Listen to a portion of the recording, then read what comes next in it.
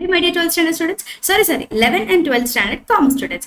11th standard public இல்ல அப்படின்னு கவர்மெண்டே சொல்லிட்டாலும் but நாம வந்து எப்பயுமே ப்ரிப்பரேஷன்ஸ் ஸ்டாப் பண்ணக்கூடாது because foundation should be very very strong. So உங்களுக்கு இம்பார்ட்டன்ட் கொஸ்டின்ஸ் எடுத்துட்டு வரதுக்கு கான்டெக்ட் லேர்னிங் எனக்குமே மறக்கவே மறக்காது. பட் பிஃபோர் ஹேண்ட் நம்மளுக்கு ரொம்ப ரொம்ப ப்ரையாரிட்டி அப்படின்னு பார்த்தோம்னா எப்பயுமே 12th ஸ்டாண்டர்ட் தான். பிகாஸ் அவங்க தான் வந்து அவங்களோட லைஃபை டிசைட் பண்ணக்கூடிய ஒரு ஸ்கோரை வந்து எடுக்க போறாங்க.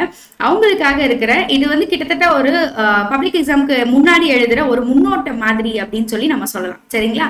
அண்ட் இந்த வந்து ரொம்ப இம்பார்ட்டண்டா எடுத்துக்கோங்க. இந்த எக்ஸாம்ல நீங்க எடுக்கிற ஸ்கோர் வந்து உங்களோட கான்ஃபிடன்ஸை நிறையவே பில்ட் பண்ணும். Half yearly and public exam நீங்க வந்து ஸ்ட்ராங்கா வந்து ஃபேஸ் பண்றதுக்காக ரொம்பவே ஹெல்ப்ஃபுல்லா இருக்கும்.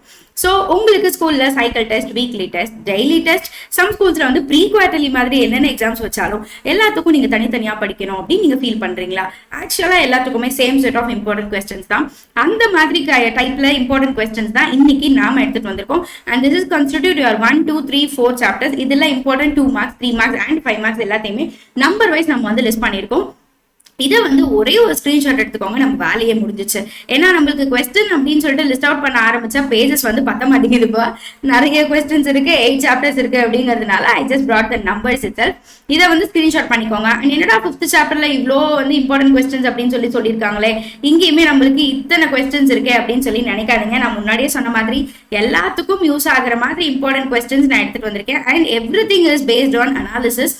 நம்மளோட 25 question, 24 question and 2023 question paper எல்லாத்துலயுமே நம்ம அனலைஸ் பண்ணி தான் செட் ஆஃப் கொஸ்டின்ஸ் வந்து ஸ்டூடெண்ட்ஸ்க்கு எடுத்துட்டு வரோம். இதை ஏன் பண்றோம் அப்படின்னா நீங்க வந்து ஒரு இம்பார்ட்டன்ட் கொஸ்டின்ஸையும் மிஸ் பண்ணாம படிக்கணும் அப்படிங்கிறதுக்காக.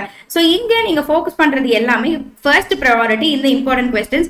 இதுக்கப்புறம் நீங்க லெஃப்ட் அவுட் ஆயிருக்க கொஸ்டின்ஸை படிச்சுக்கோங்க அப்படின்னு நான் சொல்வேன். டெஃபினட்டா நம்மளால வந்து 85ல இருந்து 90 வரைக்கும் எடுக்க முடியும். And here comes the 11th standard students. Exam இருக்கு ஆனா பப்ளிக்ல வந்து ஸ்கோர்ஸ் இல்லை அப்படிங்கிறதுனால நீங்க வந்து ரொம்ப கேஷுவலா இருக்காதீங்க. உங்களோட ஃபவுண்டேஷன் வந்து 11th தான் இருக்கு. இதை வச்சுதான் உங்களோட 12th பப்ளிக் எக்ஸாமினேஷனோட மார்க்கே வந்து டிசைட் ஆகும். அண்ட் எஸ்பெஷலி எக்கனாமிக்ஸ் நீங்க எல்லாரும் எவ்வளவு ஸ்ட்ரகிள் ஆகுறீங்க அப்படிங்கறது என்னால கண் கூட பார்க்க முடியுது. ஸோ அதுக்காக தான் உங்களுக்கும் chapter wise important questions 2 marks, 3 marks and 5 marks எல்லாமே எடுத்துட்டு வந்திருக்கோம். அண்ட் இது வந்து ஃபர்ஸ்ட் 4 சாப்டர்ஸ் ஸ்கிரீன்ஷாட் பண்ணி வச்சுக்கோங்க.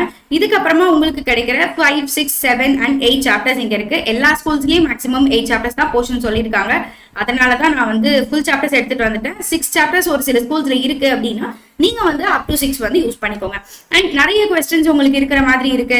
உங்களோட அந்த மார்க்கெட் ஸ்ட்ரக்சர் அப்படின்னு ஒரு சாப்டர் இருக்கும்ல, அந்த oligopoly, monopolistic competition and monopoly, perfect competition, short run, long run, இந்த மாதிரி நிறைய இருக்கும். இந்த மாதிரி சாப்டர்ஸ்ல வந்து நீங்க டயக்ராம்ஸை கண்டிப்பா ஃபோக்கஸ் பண்ணியே ஆகணும். 11th ஸ்டாண்டர்ட்க்கு நான் சொல்லிட்டு இருக்கேன். 11th ஸ்டாண்டர்ட் உங்களோட டயக்ராமேட்டிக் கொஸ்டின்ஸ் வந்து எப்படியும் அவுட் ஆஃப் 7 கொஸ்டின்ஸ் ஒரு 3 கொஸ்டின்ஸ் ஆஃப் டயக்ராம் இருக்கிற மாதிரி தான் கண்டிப்பா வரும்.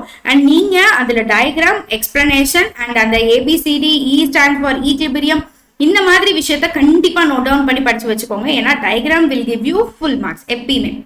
அண்ட் 12th ஸ்டாண்டர்ட் ஸ்டூடெண்ட்ஸ் நம்மளுக்கு இருக்கவே இருக்க அந்த ADF, ASF concept and sales law of market, இல்லை வந்து கீன்ஸனோட சைக்கலாஜிக்கல் கான்செப்ட், இந்த மாதிரி நம்மளுக்கும் நிறைய விஷயங்கள் இருக்கு. அண்ட் இதையுமே நீங்க ஃபோக்கஸ் பண்றது எதுக்காக அப்படின்னா ஃபுல் மார்க்ஸ் வாங்குறதுக்காக தான். ஏன்னா தியரி நீங்க பக்கமா எழுதினாலுமே அது எல்லாத்தையும் அடிச்சு தூக்கி மார்க் வாங்குறது வந்து உங்களோட டயக்ராம் தான், especially in economics exam. So இப்போ நம்மளோட ஸ்ட்ராட்டஜி எப்படி இருக்கணும் அப்படின்னா ஃபர்ஸ்ட் ஃபோக்கஸ் வந்து இம்பார்ட்டன்ட் கொஸ்டின்ஸ்ல இருங்க.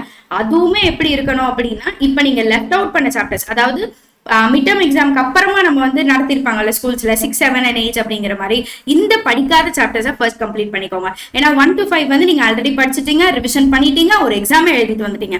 பட் 6, 7, 8 வந்து ரொம்ப புதுசா இருக்கும் அப்படிங்கிறதுனால ஃபர்ஸ்ட் ஃபோக்கஸ் இதுல கொடுங்க. இதுல நாம லிஸ்ட் அவுட் பண்ணிருக்கிற ஆல் தி இம்பார்ட்டன்ட் கொஸ்டின்ஸை தரவா ஃபர்ஸ்ட் கம்ப்ளீட் பண்ணிட்டு அதுக்கப்புறமா எக்ஸ்ட்ரா இருக்கிற கொஸ்டின்ஸை ஃபோக்கஸ் பண்ண ஆரம்பிங்க. இது முடிச்சுட்டு நீங்க வந்து 1, 2, 3, 4, 5ல இருக்க இம்பார்ட்டன்ட் கொஸ்டின்ஸ் முன்னமே படிச்சது அப்படிங்கிறதுனால ஒரே ஒரு ரிவைஸ் பண்ணிக்கோங்க. நம்மளுடைய எக்கனாமிக்ஸ் எக்ஸாமோட ப்ரிப்பரேஷனே ஆல்மோஸ்ட் முடிஞ்ச மாதிரி. இதுக்கப்புறம் நான் எப்பயுமே சொல்ற மாதிரி நாம ஃபோக்கஸ் பண்ண வேண்டிய விஷயம் எங்க இருக்கு அப்படின்னா கண்டிப்பா டயக்ராம்ஸ்ல தான் இருக்கு. ஏன்னா டயக்ராம்ஸ் உங்களுக்கு தெரியும் எவ்வளவு இம்பார்ட்டன்ட் அப்படின்னு சொல்லிட்டு. டயக்ராம்ல அந்த ABCD மார்க் பண்றது, இப்போ ஒரு கர்வ் வருது அப்படின்னா அந்த கர்வோட ஷேப், அந்த கர்வுக்குன்னு ஒரு பேர் இருக்கும்.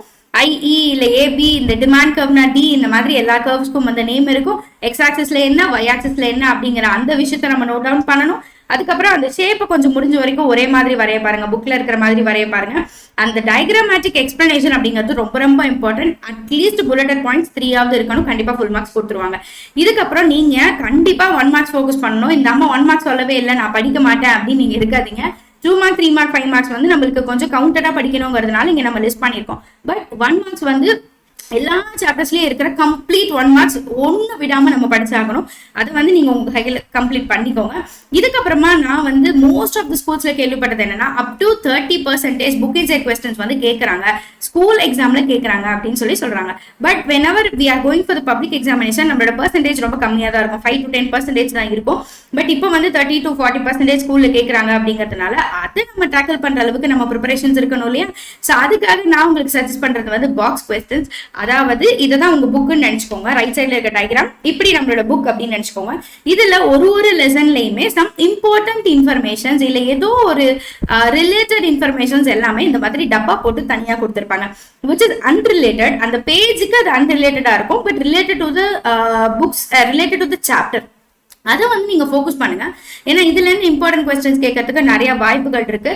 போத் 11 and 12 நான் சொல்றேன். ஸோ இதையுமே நீங்க ஃபோக்கஸ் பண்ணி படிச்சுக்கிட்டீங்க அப்படின்னா சென்டம் வாங்கணும்ன்ற கனவோடு இருக்கிற மக்கள் எல்லாத்துக்குமே நான் இப்போ பேசிட்டு இருக்கேன். கண்டிப்பா உங்களால சென்டம் எடுக்க முடியும். அண்ட் இது எல்லாத்தையும் தாண்டி எனக்கு வந்து ஒரு சில டயக்ராம்ஸ் எல்லாம் சேர்த்து கம்பைல்டா ஒரே ஒரு ஃபைலா வேணும். இல்ல வந்து எனக்கு 8 சாப்டர்ஸ்ல இருக்க கம்ப்ளீட் தியரியோட எக்ஸ்பிளனேஷன் அண்ட் அதோட டயக்ராம் இதெல்லாமே சேர்த்து ஒரே ஃபைல்ல வேணும். இல்ல எனக்கு எல்லா 1 மார்க்ஸும் சேர்த்து ஒரே ஃபைல்ல வேணும். Please comment what is your need. இந்த நீடை நீங்க எனக்கு சொல்லிட்டீங்க அப்படின்னா அதுக்கேற்ற மாதிரி அப்கமிங் வீடியோஸோ இல்லை ஷார்ட்ஸோ நான் உங்களுக்கு வந்து கண்டென்ட்டோட சேர்த்தே கொடுத்துட்றேன். பட் உங்க நீட் என்னன்னு தெரியாம என்னால் எதுவுமே பண்ண முடியாது. So please comment your need. இது போக உங்களுக்கு என்ன வேணும் அப்படிங்கறத எனக்கு சொல்லுங்க. I will give another video for it. Thank you so much.